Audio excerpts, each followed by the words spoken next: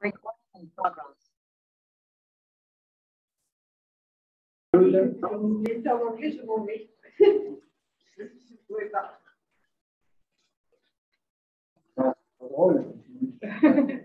Bonjour à tous.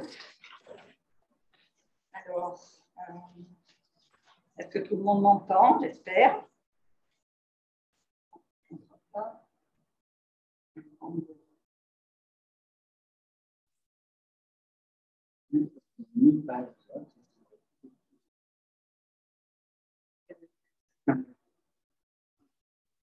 Voilà, donc bonjour à tous, merci de nous rejoindre, bienvenue. Alors c'est un webinaire qu'on va faire cet après-midi, on s'est pris 1h30 pour échanger sur un thème, alors, générique, à la chambre d'hôpital. Est-ce un espace d'hospitalité? Point d'interrogation. Plus largement, on pourrait dire aussi le service hospitalier. Est-ce qu'il est au service de l'hospitalité? Et l'hôpital lui-même est-il hospitalier? Donc, pour ce webinaire, nous vous proposons en fait deux temps pour aborder cette question de l'hospitalité dans les lieux de soins. Ces deux temps seront introduits chacun par une série photographique.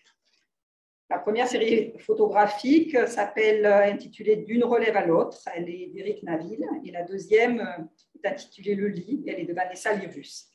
Et je vais maintenant laisser la parole à Sophie Bellon, qui va vous dire quelques mots du projet culturel qui a présidé à la réalisation de ces séries photographiques. Bonjour. Effectivement, à l'initiative de cette journée, de ce webinaire, il y a eu un projet culturel qui a été mis en œuvre à l'automne dernier et qui s'inscrit dans le cadre du projet culturel institutionnel des hôpitaux universitaires de Marseille qui s'appelle Parcours d'hospitalité et qui s'inscrit dans le cadre d'une politique publique nationale qui s'appelle Culture et Santé et qui est aussi relayée en région, en PACA, par la Direction générale des affaires culturelles, l'Agence régionale de santé et la région Sud. Donc, les hôpitaux universitaires de Marseille développent un certain nombre d'actions culturelles et travaillent en partenariat avec des structures culturelles et également avec l'espace éthique, l'espace de réflexion éthique depuis plusieurs années. Donc, en fait, on a mis en œuvre un partenariat culturel il y a quelques années avec un festival photo qui s'appelle le Festival Photo Marseille, qui nous a proposé à l'automne dernier de travailler en collaboration et d'accueillir un photo masterclass qui a été encadré et proposé par un photographe et formateur marseillais qui s'appelle William Guidarido. Donc, à l'occasion d'un week-end du mois de novembre 2021, 4 services hospitaliers entre la Timone et la Conception ont accepté d'accueillir 4 photographes dans le cadre d'une résidence un peu immersive pendant 2 jours qui s'appelait Inside H. Donc, les services de soins qui ont accueilli ces photographes sont de services ORL et de médecine interne à la Conception, le service de chirurgie vasculaire et d'imagerie médicale à l'hôpital de la Timone. Donc, 4 photographes, donc Éric Naville et Vanessa Lyrus, nous allons retrouver dans quelques instants. Carole Conti et Françoise Ray ont arpenté donc, les couloirs de ces différents services. Et donc, chacun a réalisé une série de photos sur un thème libre, choisi par chacun et qui propose des 4 visions singulières de l'hôpital. Et ces 4 séries photographiques ont été projetées et ont été l'occasion d'un échange qui a été accueilli par l'espace éthique fin novembre 2021. Donc, voilà, donc comme vous disait le docteur Malzac, aujourd'hui, on vous propose de revenir sur 2 de ces séries photographiques en lien avec le thème qui nous intéresse aujourd'hui, la chambre d'hôpital. Voilà, donc en pratique, pour chacun des 2 temps, d'abord, vous aurez la projection de la série photographique, puis le photographe va faire un petit commentaire de son travail, sur cette série. Et ensuite, 2 personnes à chacune des 2 tables rondes avec un animateur commenteront et apporteront des éléments d'argument autour de cette question de l'hospitalité dans le champ du soin. Alors, je vais appeler derrière cette caméra les premières personnes qui vont animer le premier temps de table ronde, donc le professeur Harley, Karine Mazolier et Marine Pavia, donc, ainsi que donc, Éric Naville, qui vont donc, intervenir. Alors, vous installez.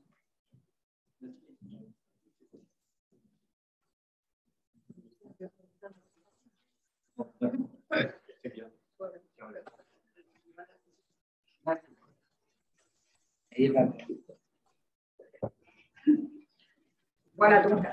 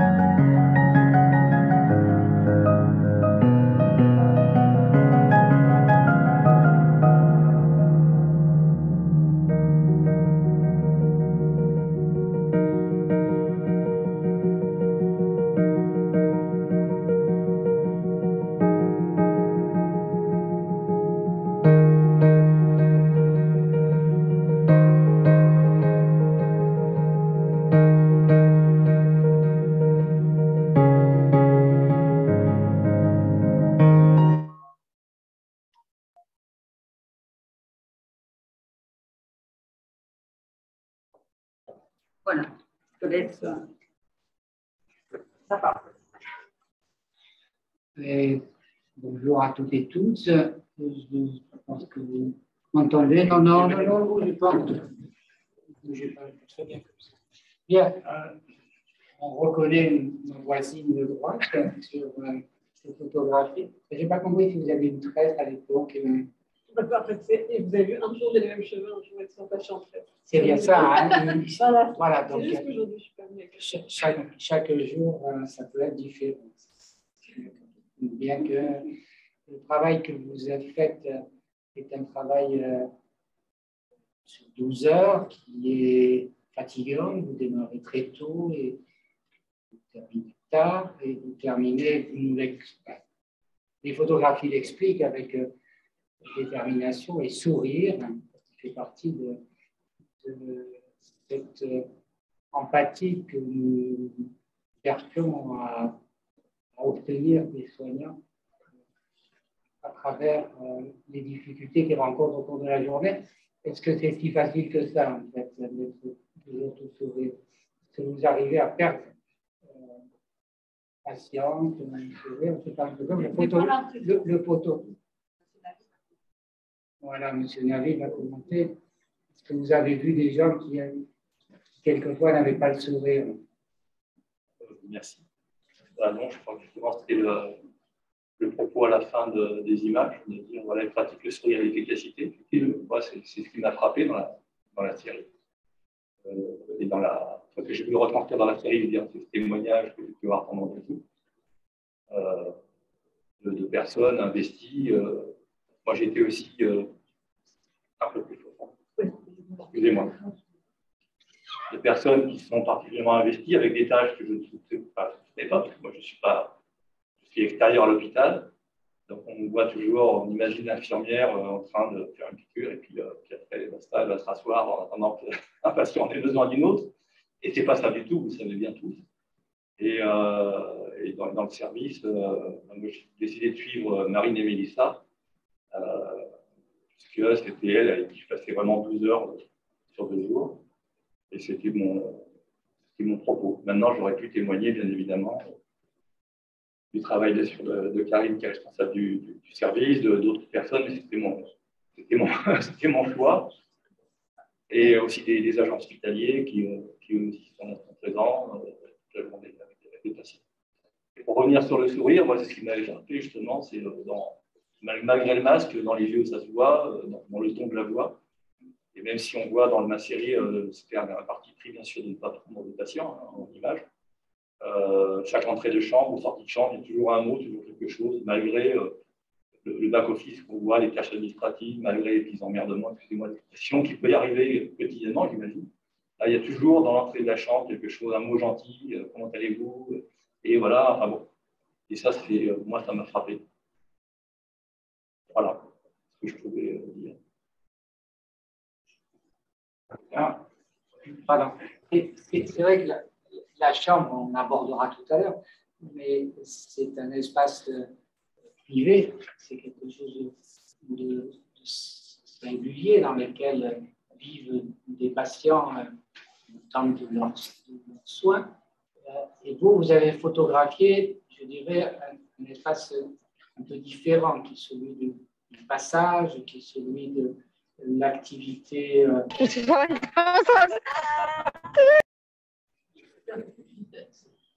Quelqu'un qui a dit au micro. Avant, et d'arriver au micro.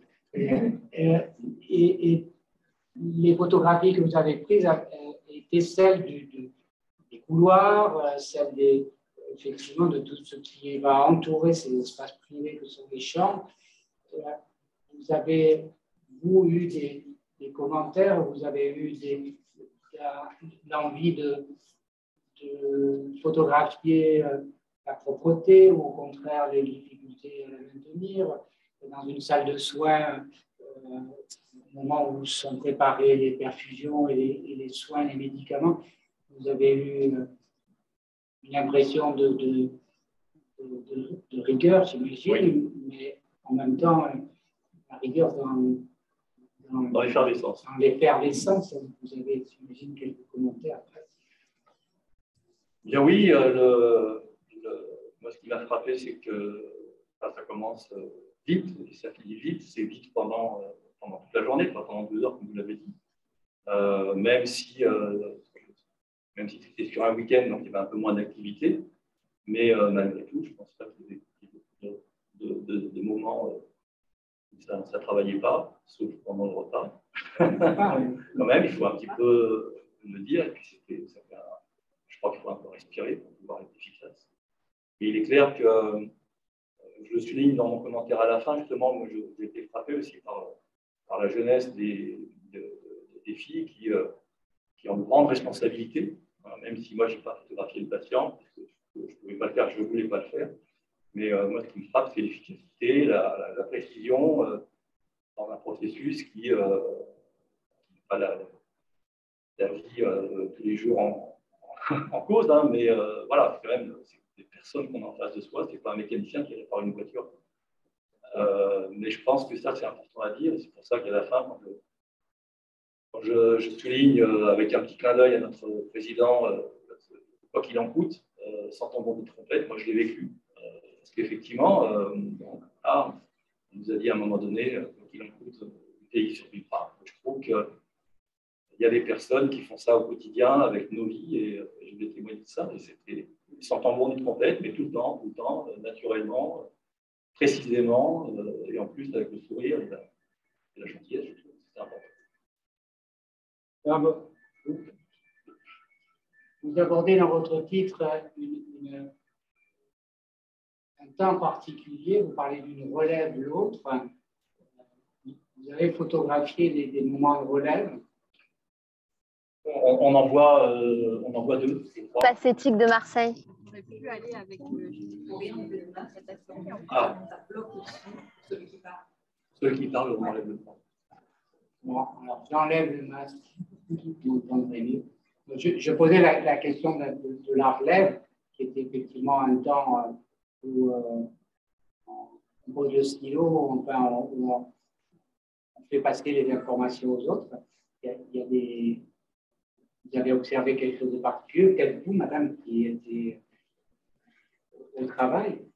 Comment ça se passe? Il y a des choses particulières dans ces moments-là. En effet, dans le film, on en voit plusieurs et on voit même les staffs avec les relèves médicales aussi à un moment.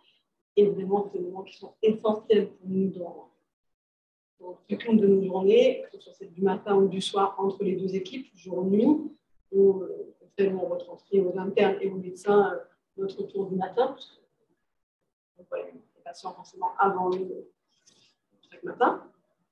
Et c'est des moments essentiels qui permettent une vraie prise en charge globale et pluridisciplinaire, parce que parfois, c'est la médecine, d'appeler la diète, qui va voir le kiné, qui va voir le soin. C'est le psychologue, voilà. C'est ces moments-là qui sont clés, qui permettent de c'est des échanges, c'est la discussion tout au long de la journée qui va avoir lieu quand même, parce qu'il y a ces moments de relève et il y a les points en journée qu'on fait et tout le temps en contact. Donc, vraiment, la construction, c'est vraiment bien foutu. On a nos bureaux médicaux et paramédicaux collés, donc c'est vraiment, vraiment un plus. On travaille, comme vous l'avez dit, dans ces couloirs, dans ces salles de soins. Ça permet que tout fonctionne bien en unité pour le patient. Et d'assurer ce concept qui n'est pas toujours très apparent, qui s'appelle la continuité des soins. C'est-à-dire que la personne patient qui habite sa chambre, là, celui dont on parle et qu'on ne voit pas, il sait qu'il y a une continuité jour-nuit, il passe 24 heures lui, par jour. Donc, c'est des moments majeurs de transmission d'informations qui fait qu'il continuera d'être soigné, qu'il fasse mieux, qu'il fasse mieux. J'ai vu qu'on était en novembre et que quand vous partez à 19h30, il fait nuit. Hein, il fait nuit, il pleut. C'était très sombre. À un moment, on avait l'impression que c'était vraiment une équipe de nuit. Oui, c'est l'impression. Il sombre. J'ai vu ça, je me suis dit, ah oui, c'est un novembre. Et en effet, on arrive à 6h30, on part vers 19h30. On en ouvre les rideaux, comme la photographie Eric. Ah oui. Karine a des choses particulières, c'est dans ton domaine que les photographies ont été prises. Bonjour à toutes et tous, merci. D'abord, un commentaire sur le travail d'Éric. Déjà, c'est un plaisir d'accueillir. Je trouve ça très bien qu'il y ait effectivement un lien avec la culture et l'hôpital, et donc, un lien entre la ville et l'hôpital. Je trouve ça très intéressant. Merci pour finalement un regard très bienveillant.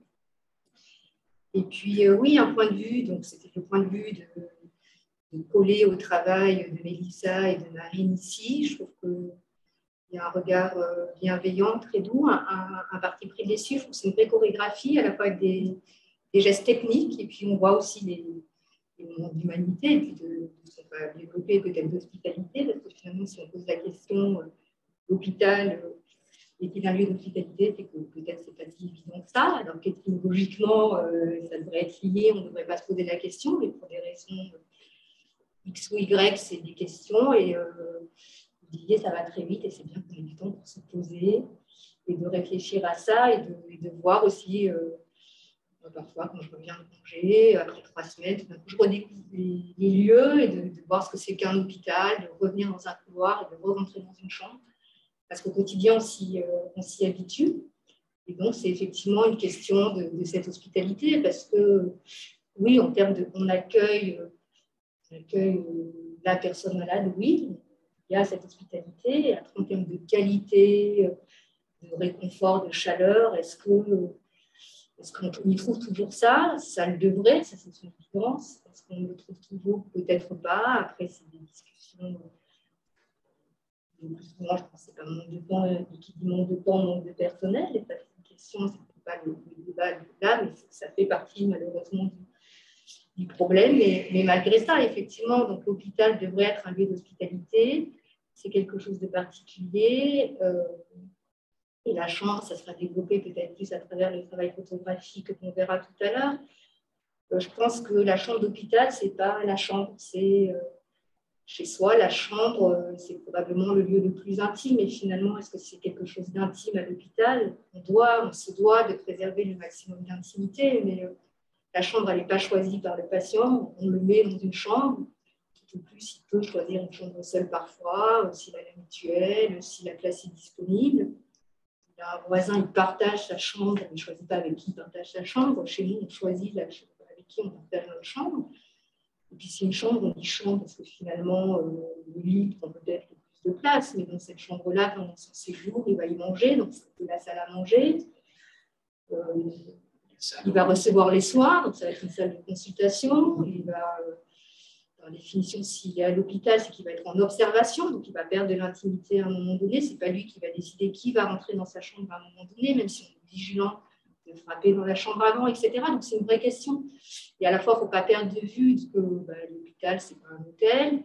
Donc, ça fonctionne. Donc, la chambre doit rester fonctionnelle et ne pas perdre que c'est un lieu de soins.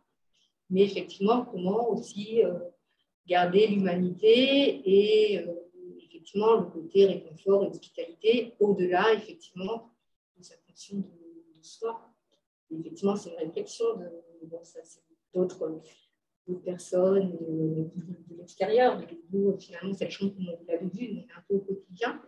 Mais c'est intéressant d'y réfléchir. Je pose plus de questions de réflexion, mais c'est vrai que de se poser, de savoir qu'est-ce qui se passe. Effectivement, il se passe des choses techniques, et puis des choses relationnelles importantes. L'hospitalité, le côté hôtellerie, la PHL s'efforce de faire beaucoup mieux dans l'hôtellerie, et c'est souvent ce qui est reproché. Je dirais que finalement, bien sûr, les personnes peuvent être mécontentes, en tout cas dans le service, pas du tout.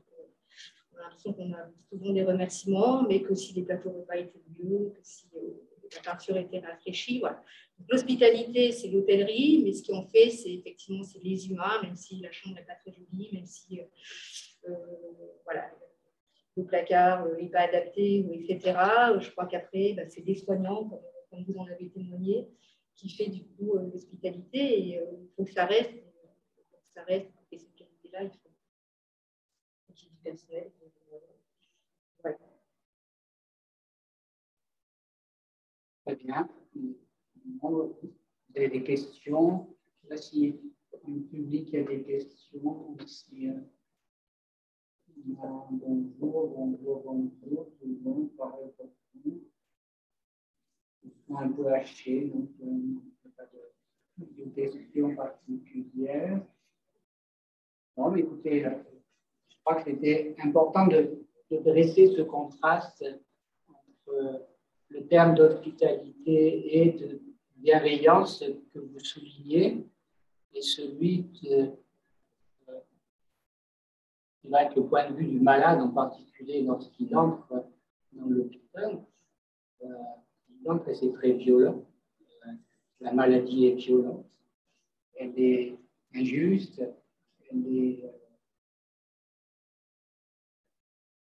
On peut considérer que beaucoup de malades sont en colère d'être hospitalisés. Donc, c'est vrai qu'on installe les patients dans ce contexte-là, dans une chambre que certains vont assimiler à une cellule. Il y a volontiers des termes qui peuvent effectivement être en antithèse de ce que nous souhaitons montrer de l'hôpital et de son hospitalité. Enfin, on décline ce terme d'hospitalité, d'empathie, d'altruisme et de bienveillance, sachant bien que quand même être malade, c'est quelque chose qui est extrêmement violent dans le parcours de vie d'une personne. Donc, je crois qu'on attribue effectivement aux équipes soignantes façon d'être en équilibre, enfin, on va essayer de rééquilibrer la situation des patients. Encore une fois, qu'on ne fait pas parler là, mais qui parleront peut-être à l'occasion des séances de photographie de la chambre. Mais je voulais dire que nos paroles, qui sont quelquefois un peu lénifiantes, doivent être contrebalancées par paroles qu'on entend. Le fait de mal manger à l'hôpital, c'est une violence supplémentaire qui est faite. Et bien, véritablement, c'est un des soucis qu'on peut avoir. Alors, on dit des soins qu'on espère bons, quelquefois douloureux, quelquefois difficiles à supporter, mais de mal manger, pour un vieux médecin que je suis, je l'ai entendu tout au long de ma carrière, c'est pas arrangé avec les années qui sont passées, manifestement. Ça, c'est vraiment, encore une fois, une violence que nous sommes obligés d'un peu contrebalancer. Oui, mais c'est dégueulasse, effectivement. Mais c'est vrai que je ne mangerai pas ce que vous êtes en train de manger, mais peut-être que vous êtes bien soigné quand même. C'est quand même ce que les gens disent.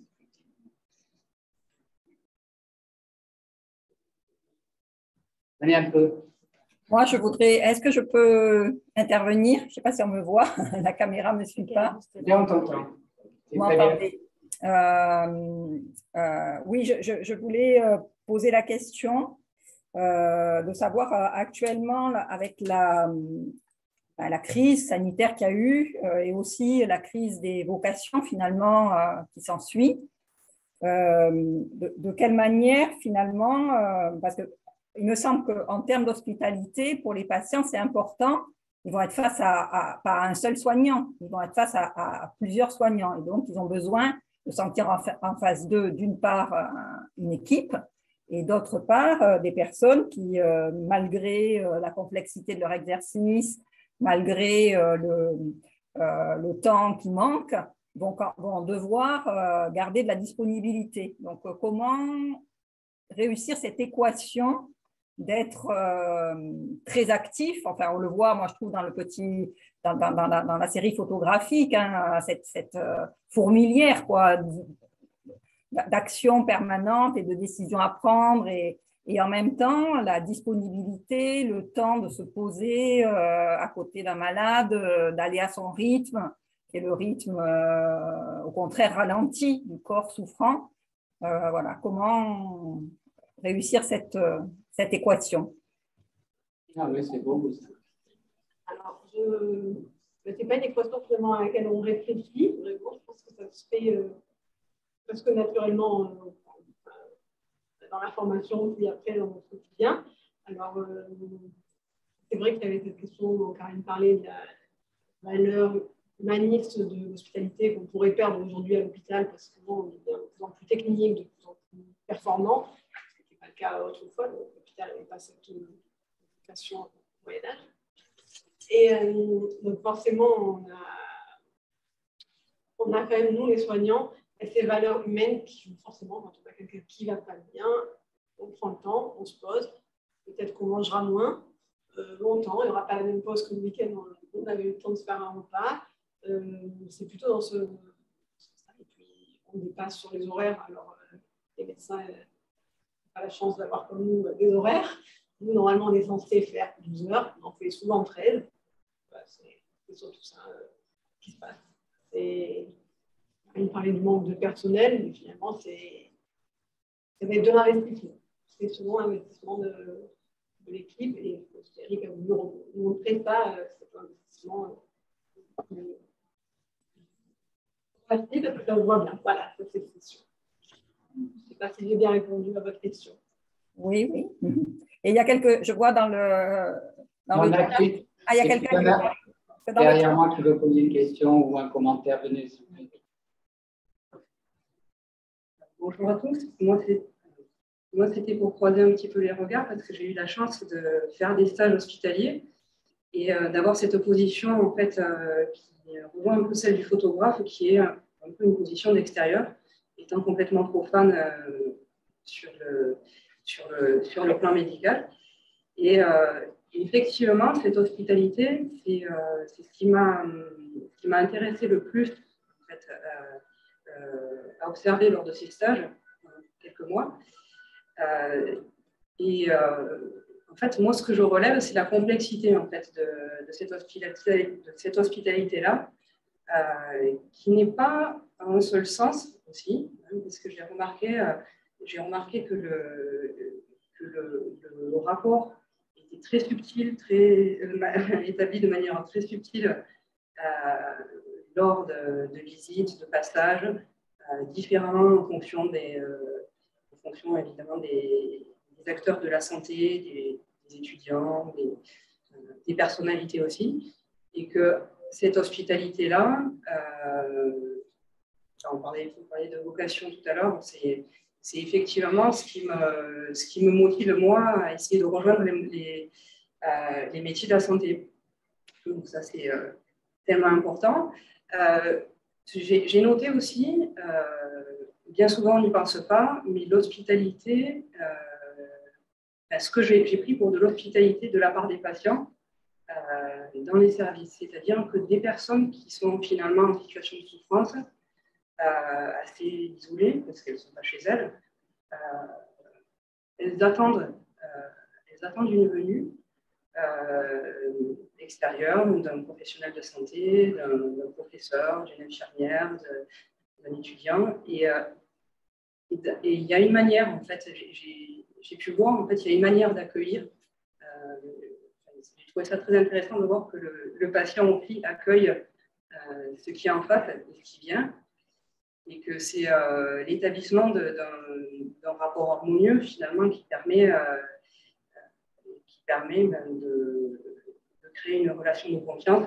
C'est un peu trivial, mais moi, j'ai eu la chance de l'observer, donc je peux témoigner de ça. Donc, c'est vrai que ce qu'on voyait sur les photographies donne un petit peu l'aspect technique, mais aussi l'aspect humain qui est fondamental et qui permet de transcender un petit peu le problème médical pur et qui permet d'avancer sur un plan clairement humaniste.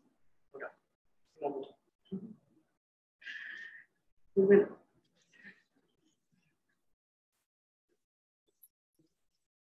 Des questions. Alors, Elisabeth nous dit que c'est l'enregistrement du bureau par les documents papier, matériels, qui fait penser que c'est disponible dans le VDP, la multiplication des tâches. On perçoit ainsi la charge de travail, on dit sur certaines photos, la fatigue, et du coup, la question d'hospitalité, peut-être uniquement sur les postures individuelles et en contrepartie, comment l'institution est-elle hospitalière.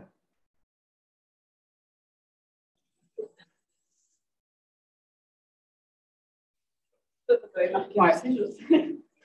Juste pour compléter sur l'envahissement administratif, ça c'est quelque chose qui moi, m'a frappé. Pour autant, je voudrais quand même dire que ces temps-là, même si on y voit de la fatigue, dès qu'on passe le couloir ou même le chambre du patient, ça y est, il y a une double personnalité qui se dégage, heureusement. Et c'est vrai que l'hospitalité vis-à-vis du patient n'était pas en défaut parce qu'il y a cette charge administrative, de ce que j'ai vu. Mais en même temps, j'ai bien voulu effectivement témoigner de cette charge qui, moi, m'a surpris, à laquelle je ne m'attendais pas, et qui est bien évidemment nécessaire pour un processus de prise en charge de quelqu'un. Mais c'est là où, justement, quand je dis que je voulais dire que Mélissa et Marine pratiquaient le sourire et l'efficacité, l'efficacité dans les tâches administratives et l'efficacité avec le patient qui est le sourire pour justement amener ces quelques secondes qui font que la personne un peu en détresse ou un peu en peine ou un peu en douleur prenne en confiance ce qui va lui être administré. Il y a une sorte d'autorité de compétence finalement qui fait que la personne a confiance dans les personnes qui viennent et ça c'est la manière d'être des personnes qui viennent les voir. Je pense que les plus fatigues sur les parties administratives, et ça, c'est le premier à en avoir, je pense. Marie? Non, Karine? Non, cette question me rappelle une problématique qu'on relève de l'activité des soignants au sein d'un service hospitalier, c'est celui du morcellement des tâches. Et que, une enquête avait été menée dans un autre service, celui que je dirige, pendant un certain temps, ce n'étaient pas des photographes qui étaient là, mais des gens qui chronométraient. Un chronomètre qui est là. Le chronomètre servait non pas à s'assurer que les gens travaillent, servait à mesurer le nombre de fois qu'ils étaient interrompus dans une tâche donnée, soit par l'appel de collègues, soit par un téléphone, soit par toute situation qui amenait à, en fait, ce morcellement des tâches.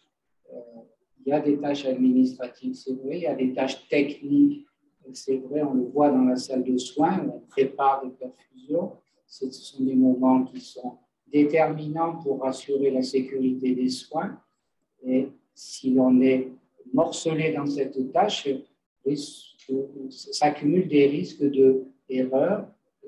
C'est pertinemment qu'effectivement, il y a un certain nombre d'éléments qui sont très stressants pour les infirmières, en votre nom, madame, mais si je me trompe, qui sont effectivement des difficultés à accomplir des tâches dans la mesure où elles sont mises en morceaux comme ça par différentes situations. Donc, ces chronomètres servaient également à avoir le nombre d'heures au sein de 12 heures qui étaient dévolues à telle ou telle tâche, effectivement. On s'est rendu compte qu'il manque des métiers au sein d'un hôpital. C'est des métiers de gens qui reçoivent les colis, qui sont capables de ranger les colis, parce que c'est des choses qu'on demande aux infirmières aides-soignantes, qui encore une fois morcent les tâches. Et donc, il y a des progrès qui sont à faire dans ce domaine-là, dans la mesure où, effectivement, l'hospitalité, ce dont on est en train de parler, mérite d'être analysé et d'être magnifié, mais à la condition que l'on ne soit pas constamment en train de rajouter des choses.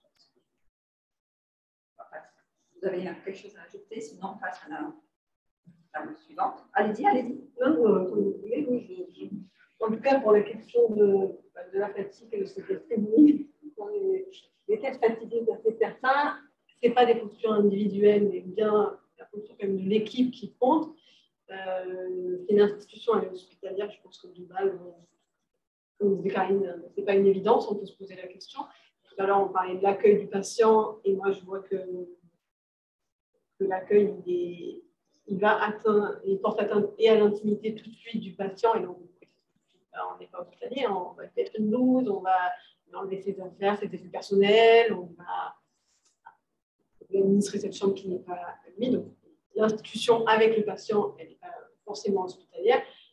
Après, avec les soignants pour les tâches administratives, malgré tout, même s'il y a cette interruption de tâches qui est vraiment problématique dans le quotidien, on a besoin de cet administratif pour fonctionner. Et même nous, si c'était tout le temps quelqu'un d'autre qui faisait à notre place, ce serait compliqué. Il y a ces temps de relève dont on parlait qui sont nécessaires, mais tous ces dossiers qu'on voit derrière, qu'on remplit avec Mélissa, et ça nous permet aussi de savoir quels examens demain, et ça va être aussi toute la transmission écrite qui est indispensable au fonctionnement, malgré tout. Ça prend un temps fou, mais au même niveau que le soin technique, que le soin relationnel, ça fait partie de notre charge de travail parce que ça fait partie de la prise en charge et du fonctionnement. En fait, on ne peut pas totalement s'en détacher.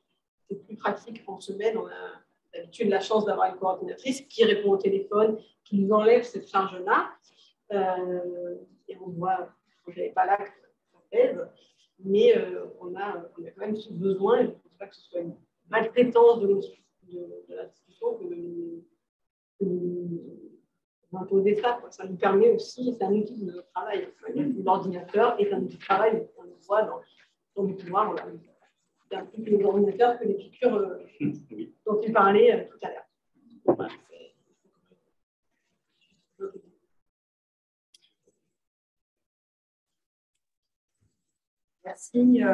merci à tous de ce premier regard. Et maintenant, on va passer au deuxième temps avec à nouveau la projection d'une série photographique qui s'intitule Le lit. Voilà, Armelle, je vous laisse la lancer.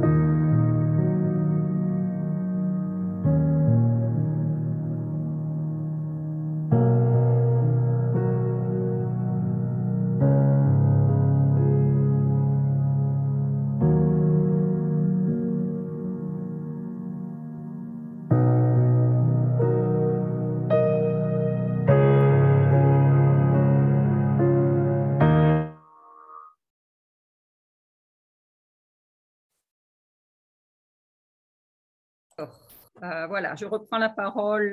J'espère que la caméra va nous reconnaître. Pour donner... attendez, juste... Voilà. Donc, je vais maintenant... on va poursuivre. On se rapproche, finalement. On est rentré dans la chambre. On se rapproche du lit. Le lit dans lequel le malade va lutter pouvoir se reposer, essayer de se reconstituer, de guérir. Le lit où il va parfois vivre ses derniers instants. Comment faire donc, on continue, de ce lieu aseptisé, au sens propre comme au sens figuré, un espace rassurant, accueillant. La caméra, elle ne nous retrouve pas, je ne sais pas pourquoi. Ouh, la caméra. Est-ce que vous pouvez éteindre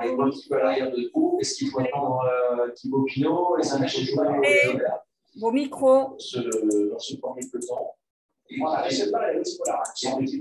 Je suis désolée, mais là, il y a quelqu'un qui parasite. Merci.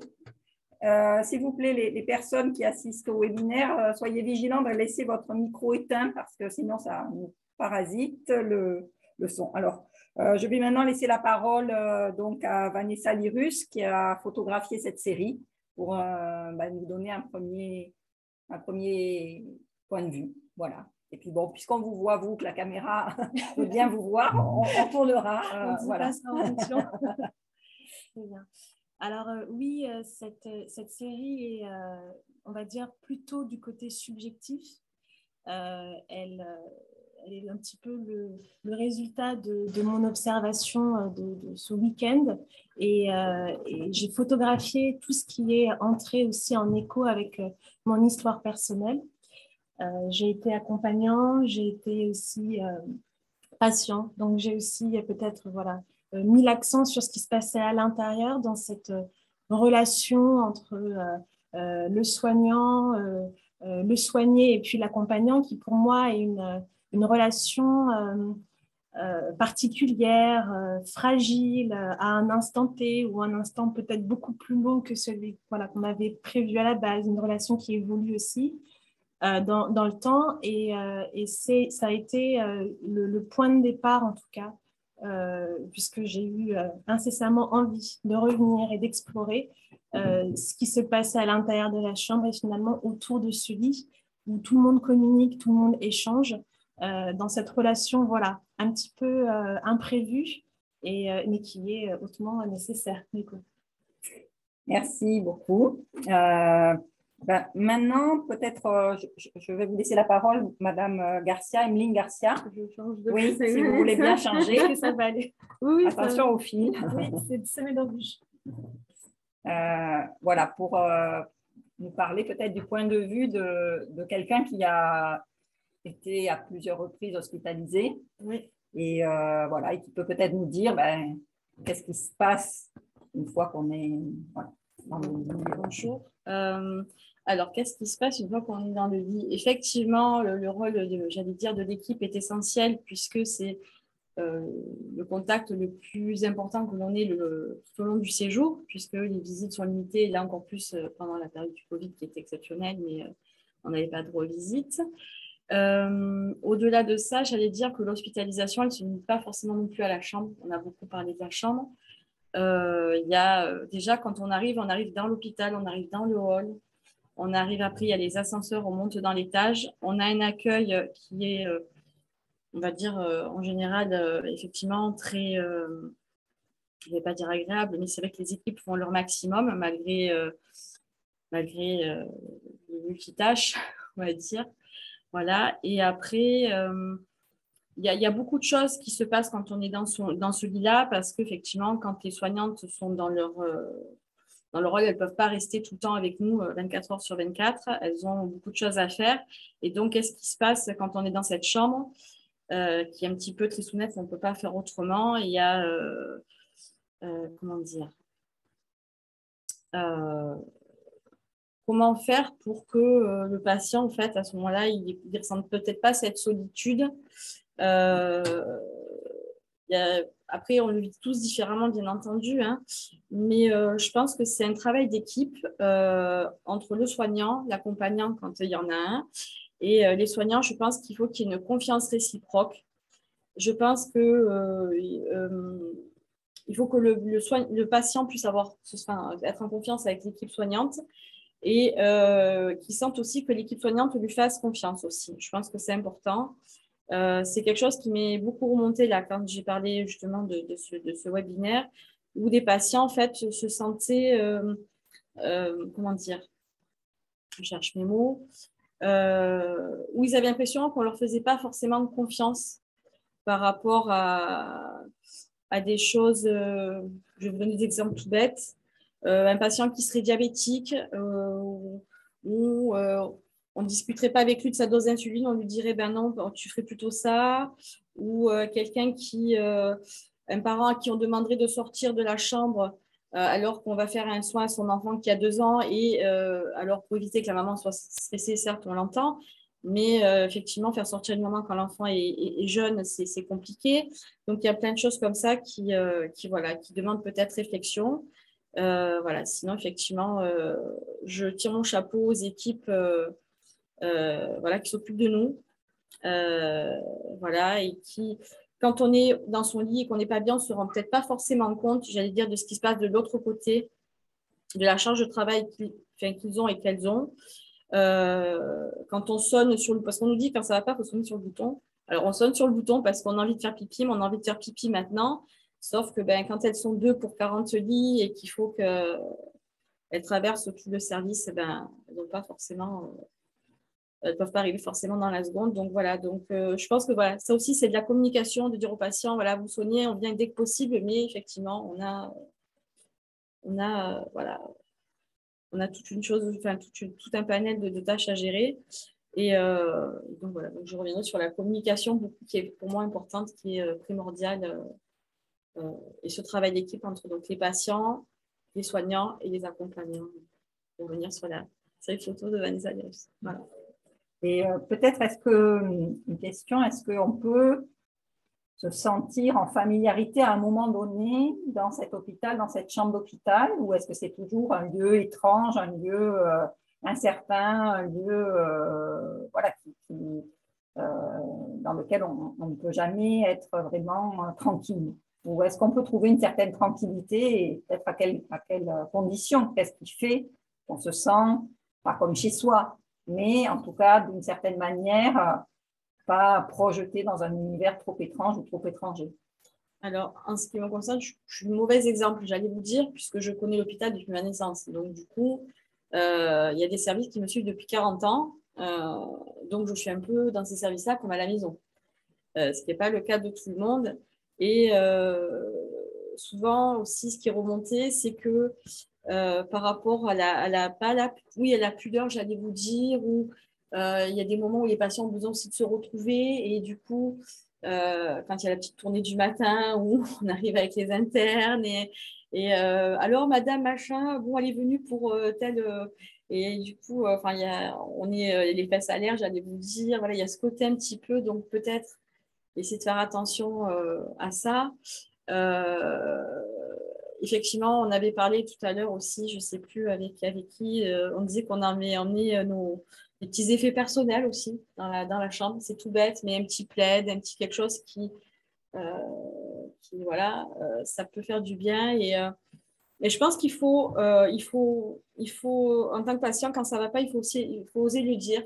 Il faut aussi aller vers le soignant et lui dire, voilà, là, ça me pose problème pour telle ou telle raison. Et parce que si on ne dit pas que ça ne va pas, le soignant, il ne peut pas le deviner. Donc, mais on en revient toujours à la communication. Voilà. Je pense que c'est quelque chose.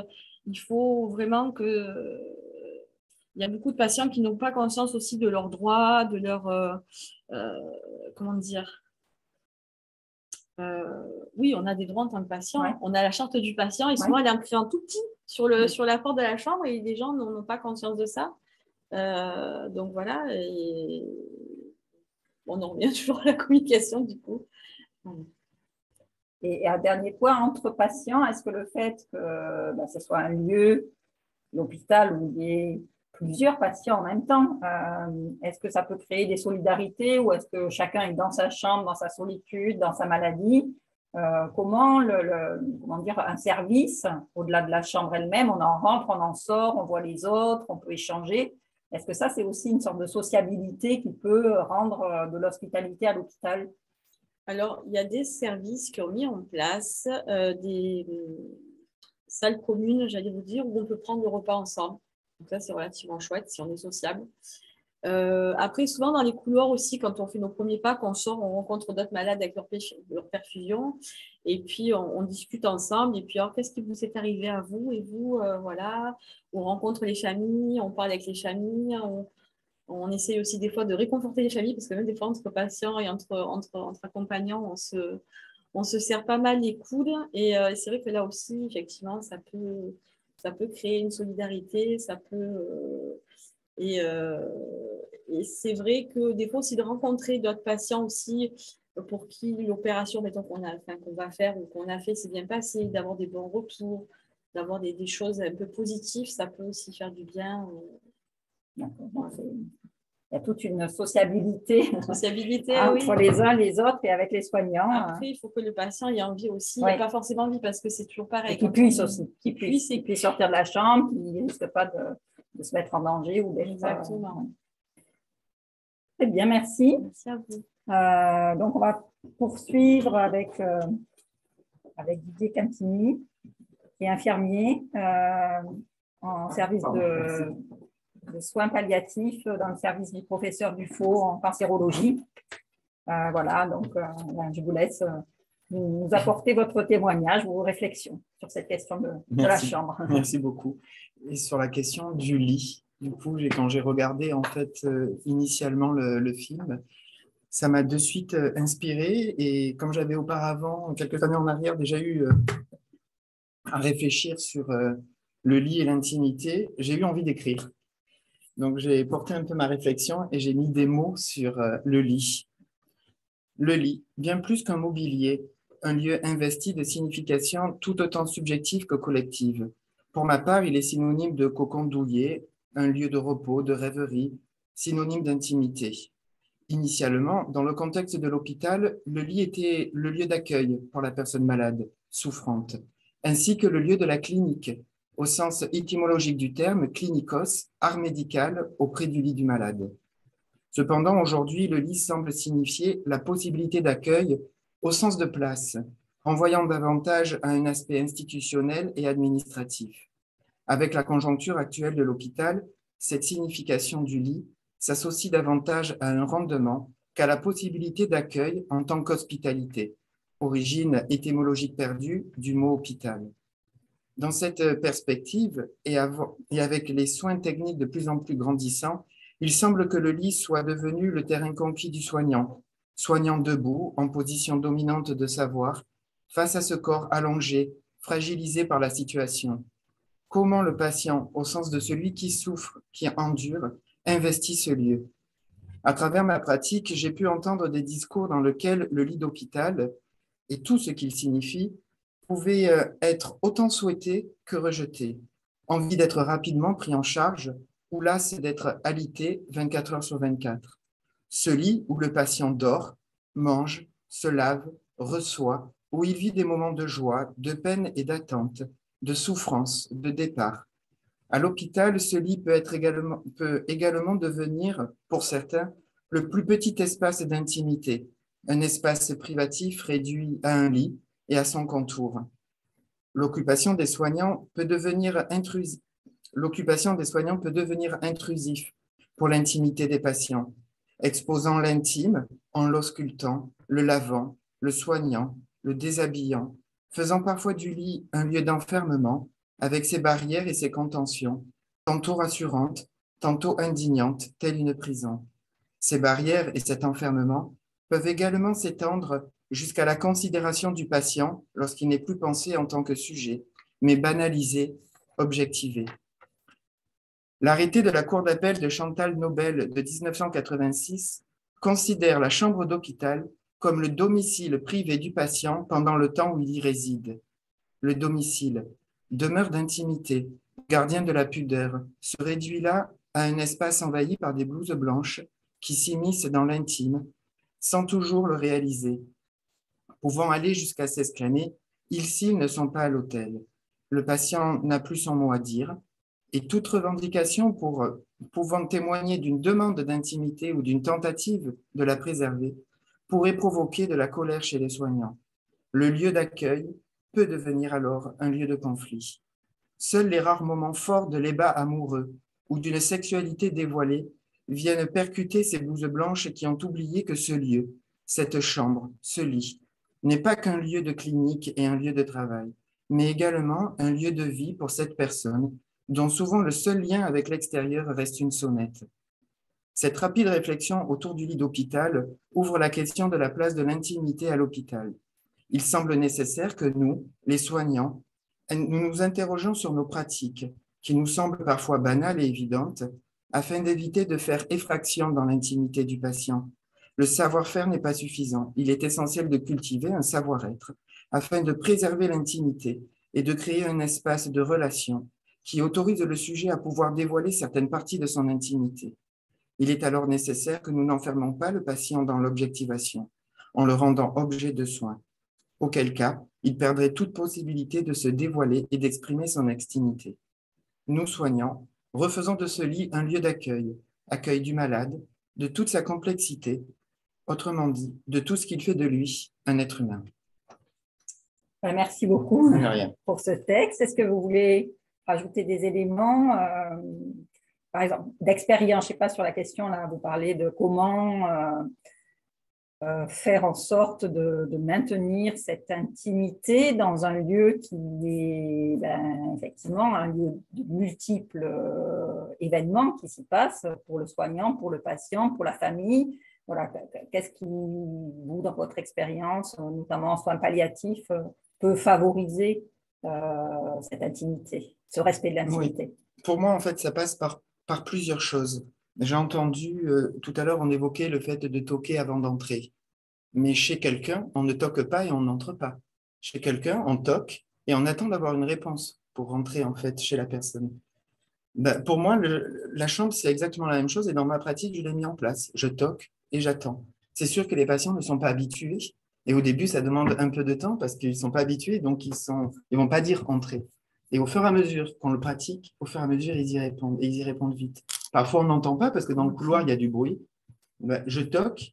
Comme le fait de toquer, c'est pour préparer mon entrée dans la chambre, si je n'entends pas la réponse, je vais peut-être attendre 10 secondes avant de rentrer dans la chambre. Ça peut passer par ce genre de choses-là. L'intimité, ça peut être aussi des moments d'intimité, le moment d'une annonce. Hier, j'ai été un petit peu interpellée où on allait annoncer à une patiente qu'elle rentrait dans une phase palliative de la prise en charge de sa maladie. Et on me dit, le médecin, en fait, est en train de l'annoncer. C'est bon, vous pouvez y aller aussi. Je dis, non, on est 3, on va être 4. Mais non, c'est pas gênant. De toute façon, elle se doute bien qu'on va en parler entre nous. Mais oui, c'est gênant. C'est un moment intime pour moi, le moment où le médecin va annoncer quelque chose. On ne va pas se retrouver à 4, debout, à la regarder, en fait, dans l'accueil de cette nouvelle-là. Ça peut tellement passer par plein de choses, par plein d'actes au quotidien. Quand j'ai travaillé dans le service du FO, où j'ai fait une formation avec le personnel soignant sur l'intimité, justement, je pense à cette intimité, ces patients qui sont alités, qui ne peuvent plus se lever, cette intimité, ça va être leur tablette, par exemple. Ça passe par des choses simples, qui je suis au final pour laver la tablette et ranger à ma guise. En fait, ça fait partie de l'environnement du patient et c'est au patient en fait, de voir comment lui veut arranger en fait, cet environnement. Je pense que c'est mieux et c'est dans un souci de bien faire. Mais comme certains ont dit, en soignant, parfois on peut en arriver à mal faire avec toutes les bonnes intentions. Et c'est justement de porter ces réflexions-là comme des moments maintenant. Et ça passe par des petits gestes au quotidien qui ne demandent pas au final forcément beaucoup plus de temps. Ça demande juste de penser. Et ce qui se passe, c'est qu'actuellement, avec la charge de travail, le temps, le nombre de patients et toute cette hyperactivité qu'il peut y avoir, notre temps se réduit. Et quand le temps se réduit, on rentre dans des automatismes et on peut en arriver à ne plus penser et à ne plus mettre en place tout ce qu'on sait faire et tout ce pourquoi on a voulu être soignant. Et moi, j'ai une autre question, c'est quelle place pour la parole des patients?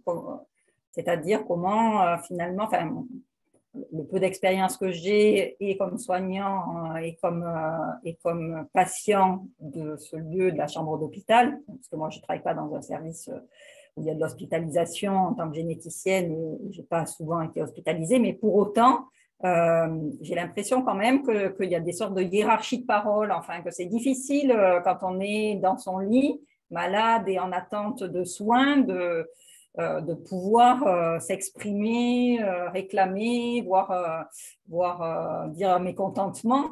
voilà, on a peut-être peur de ne pas être du coup bien pris en compte. Enfin, il y a toute une sorte voilà, là aussi de microcosme, et comment le patient, et puis vous pourrez peut-être vous exprimer aussi, madame, peut prendre la parole finalement dans cette chambre, si tant est qu'effectivement, ça doit être aussi son lieu de vie, le temps de son hospitalisation.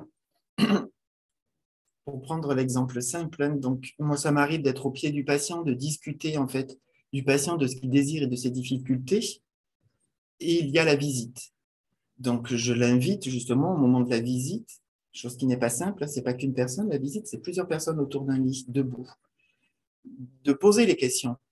Mais la personne ne pose pas les questions. Et quand on en rediscute par la suite, le groupe, comment en fait se dévoiler, comment venir porter une plainte, un mot, quelque chose, quand il y a un groupe de personnes en fait en face de soi qui vous prennent en charge, qui essaient de vous prendre en soin.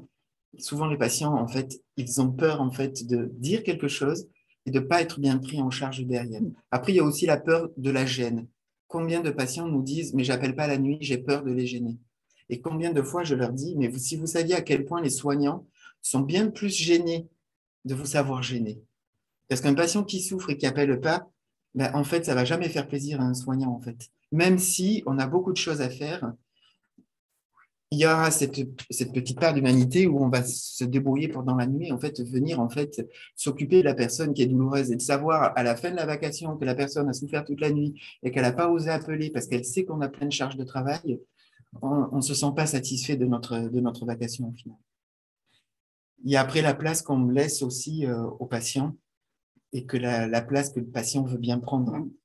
Peut-être Madame Garcia. Oui. On vous entend. Oui, on m'entend, on ne voit pas m'entendre. Non, mais c'est... Non, j'allais dire que je pense qu'il faudrait peut-être que rendre peut-être plus actif le patient, en fait, dans cette hospitalisation. Par exemple, quand vous discutez avec eux en leur disant qu'est-ce que vous n'aimez, qu'est-ce que vous n'aimez pas, voilà, peut-être quand on est plus, par exemple, est-ce que vous voulez vous lever du lit? Enfin, je veux dire, à quel moment vous souhaitez vous lever du lit? Parce que quand vous faites un premier lever, souvent, on vous l'impose le premier lever. Est-ce que vous vous sentez? Alors, des fois, on vous dit non, oui, allez, il faut vous lever absolument. Donc, peut-être que laisser donc toujours dans la confiance et dans le travail d'équipe et dans la communication, pouvoir laisser une place comme ça au patient où il pourrait être acteur de certaines décisions, de certaines tâches, où c'est vrai qu'on est patient, on est là sous la surveillance, sous la responsabilité de l'équipe médicale, mais il y a peut-être des fois des soins qu'on peut se faire soi-même aussi. Donc peut-être le laisser, parce que quand on parle d'intimité, c'est des choses qui ne se font pas forcément. Non, vous êtes sous notre responsabilité, surtout vous ne faites pas vous l'injection, alors que le patient sait se faire une injection. Non, vous ne faites pas cette toilette-là parce que vous venez d'être opéré, alors il faut qu'on soit là pour surveiller, alors que le patient est en mesure de le faire. Et donc, je pense que peut-être d'accompagner dans ces moments-là, dans ces gestes-là, comme vous le faites très bien, de toquer, d'attendre, de respecter le fait qu'il choisisse, lui, le moment où vous allez rentrer dans sa chambre. C'est des petites choses, je pense, toutes simples, mais ça pourrait à la fois peut-être aider les soignants, puisque le patient est actif, et le patient, lui, se sentirait peut-être plus inclus dans sa prise en charge, j'allais dire, voilà. Donc, voilà. Mais quelqu'un l'a dit tout à l'heure, cette interaction d'hospitalité de l'un envers l'autre et de l'autre envers l'un. Enfin, c'est un échange. Ce n'est pas juste certains qui reçoivent, qui sont hospitaliers, puis d'autres qui reçoivent l'hospitalité. On voit que le patient peut aussi, dans sa manière d'être, être suffisamment ouvert pour créer un lien. Et ils ont cette hospitalité quand ils nous accueillent, qu'ils nous disent « mais prenez une chaise pour me parler ». Ou est-ce que vous voulez un bonbon? Ou ils nous proposent des fois des choses à manger aussi. Pour moi, ça fait partie de l'accueil, de l'hospitalité. Ça peut être dans l'autre sens, c'est ce qui était dit tout à l'heure par la personne qui était en stage et qui a témoigné de ça.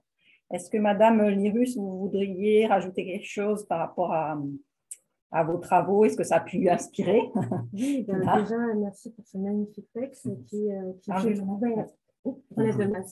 Merci pour ce très beau texte du coup, qui venait illustrer aussi les images. Et puis, bien sûr, le titre n'était pas anodin, donc j'ai trouvé ça chouette aussi de l'avoir remarqué, toute la portée symbolique et sémantique qu'il y avait autour du lit. Merci aussi pour votre intervention, aussi ce retour d'expérience pour le coup très concret.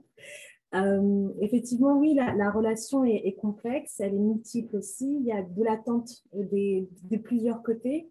Il y a aussi une attente des accompagnants, il y a aussi une attente du patient, alors peut-être pas tout le temps, peut-être à évaluer aussi. Il y a une position aussi à avoir un peu au cas par cas, même si c'est difficile d'être dans du très particulier finalement. Donc oui, c'est multiple et c'est comme on en parlait, c'est l'humain, quoi. Et du coup, je pense aussi à la communication qui est un pivot en tout cas important à retenir aussi, je pense, de tous les échanges qu'on a eus aussi jusqu'à présent. D'accord. Est-ce qu'il y a des réactions, des questions dans le chat ou dans la salle à côté? Des réactions? Certains dans le chat, non.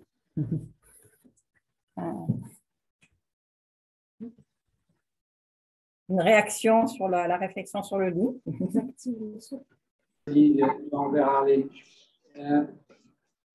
Une personne qui est mise au lit est une personne alitée.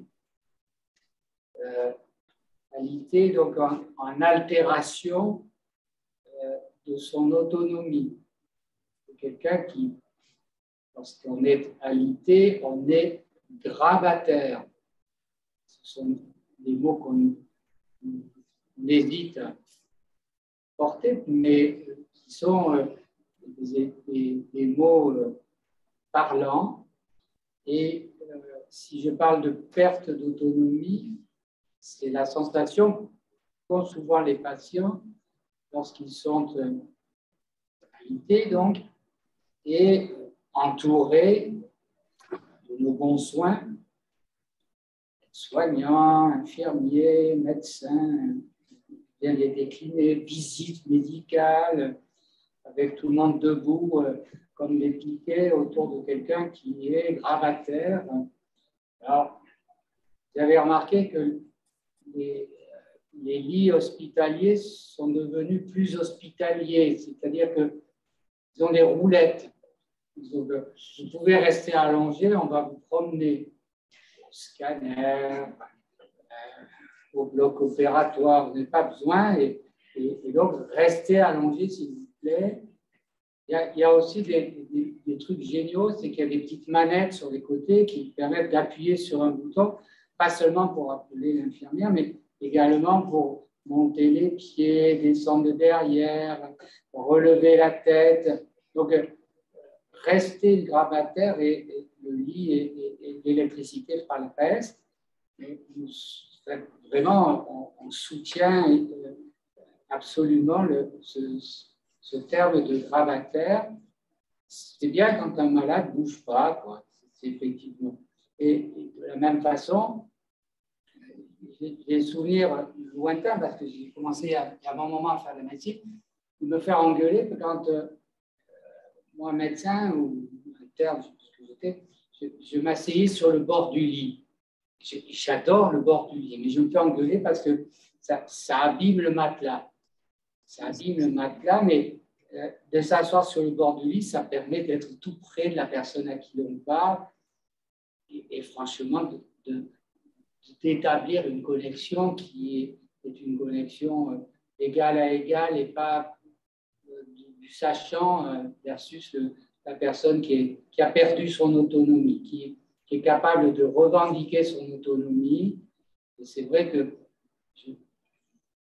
j'étale quelques mots sur la pratique hospitalière qui, encore une fois, est ressentie très souvent comme brutale, comme génératrice d'angoisse.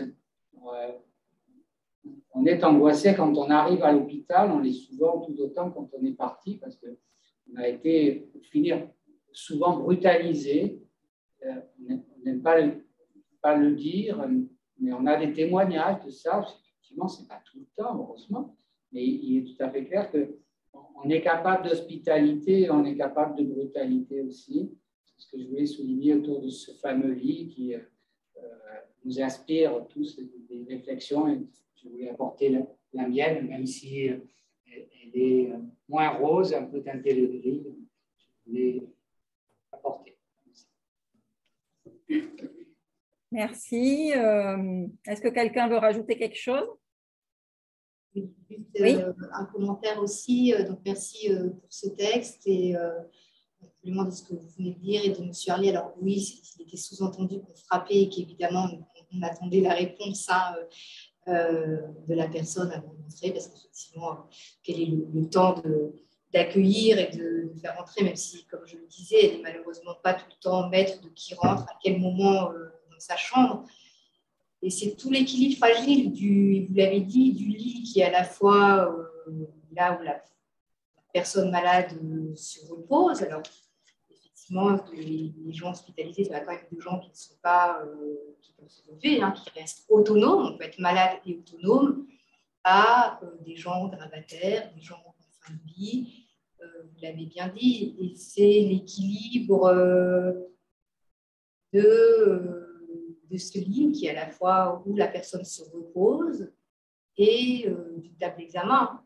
Moi, j'ai comme image, j'ai une fois un souvenir et je me suis dit, c'était un peu horrifiant. On était effectivement à la visite et vous le dites très bien. Moi, je me suis souvent interrogée de la posture, et y compris des gens qui sont autonomes, ils sont souvent finalement allongés. Et on devrait leur dire, mais là, mettez-vous au fauteuil, parce qu'on arrive, nous, on est déjà debout, donc eux sont déjà un peu en position de fragilité du fait d'une hospitalisation.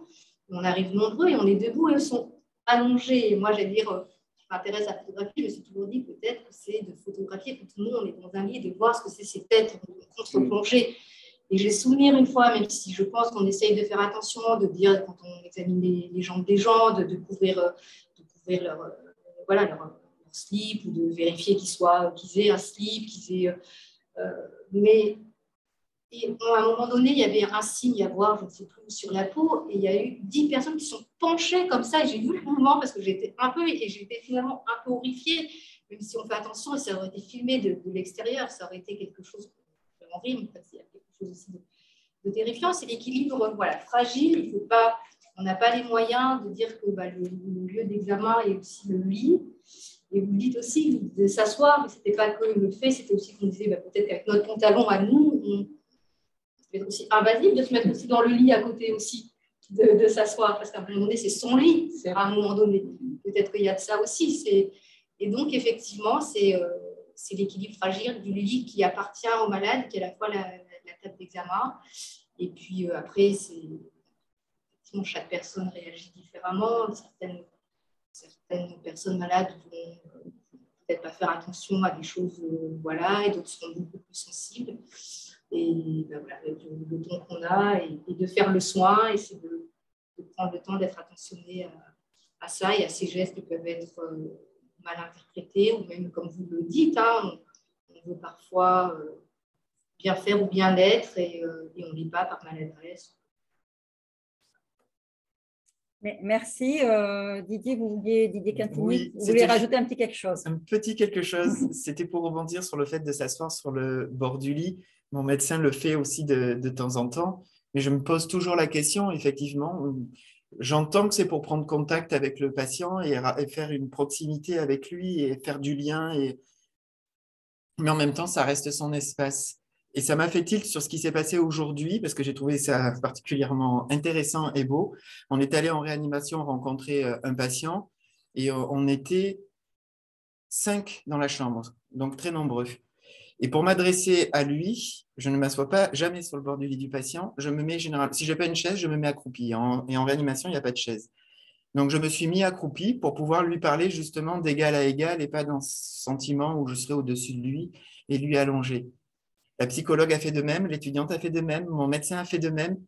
Et ça a incité du coup le réanimateur à se mettre accroupi alors qu'elle ne lui parlait pas et elle était un petit peu sur le côté, elle aussi, en fait, et on était tous accroupis autour du patient. Mais ça, je trouve ça intéressant, de pouvoir se mettre à la hauteur de la personne. Oui, très bien, merci de cet élément. Alors, je lis dans le fil de la discussion des questions par rapport à votre texte. Est-ce que ce serait possible de le donner, éventuellement de le publier? Donc, il y a des personnes que ça a touché et qui aimeraient y avoir accès. Voilà, donc oui, oui, pardon. Oui, donc on pourra le mettre sur le site de l'Espace Éthique et chacun de vous pourra venir le relire. Voilà. Ce texte a été coécrit en fait par du coup Laura Étienne, qui est la psychologue de mon service et à laquelle je travaille beaucoup en binôme. Ah ben, vous mettrez les deux noms alors. Oui, tout à fait. Voilà. C'est pour ça que du coup là je la cite. D'accord, donc votre duo a écrit ce texte, on va le mettre sur le site. Il y aura aussi sur le site le podcast de cette émission puisqu'on l'a enregistré. De ce webinaire. Et puis là, pour finir, on va se quitter. Je vous remercie tous et toutes de votre attention, de la participation des différents protagonistes. Et il y avait quelqu'un qui voulait rajouter quelque chose? Notre infirmière voulait parler là. Non, on est passé à autre chose. Non, mais du coup, c'était pour parler du lit et je sais que dans les photos justement sur le lit, qu'on a vu dans votre salle, à un moment, on voit l'infirmière accroupie, parce qu'elle pique, ce qui nous arrive aussi. Mais vraiment, en fait, on évolue selon le patient. Et à tout moment, moi, combien de fois je demande au patient, vous me prêtez un bout de votre lit? Du oui, vraiment, on adapte et au patient et le mieux, des fois, il dit, allez-y, je me décale, installez-vous. Voilà. Après, voilà, c'est sûr que. Il y a différents. C'est un problème. Ce lit n'est pas inviolable, cette chambre n'est pas inviolable. C'est pour ça que ce webinaire aujourd'hui, c'est un lieu, c'est notre lieu de travail en étant leur lieu de vie. Et ça, c'est le gros problème de l'intimité. Comme vous, moi, j'avais travaillé sur l'intimité, vous avez fait mon mémoire sur la sexualité des patients à maladies chroniques. Et forcément, la question de vie est bien posée. C'est une question vaste et large. Donc, différentes façons de s'approcher du malade dans cet espace particulier de la chambre et de son lit. Merci donc à tous et à toutes de tous ces éclairages, de ces témoignages, de ces approches. Et je proposais, Armelle, vous me dites si c'est possible, donc pour finir ce webinaire, le temps qu'on se quitte, de rediffuser l'un derrière l'autre les deux séries photographiques, voilà, que vous puissiez les revoir, ça va vite et ça clora d'une façon intéressante ce webinaire. Voilà, merci à tous et à une prochaine fois.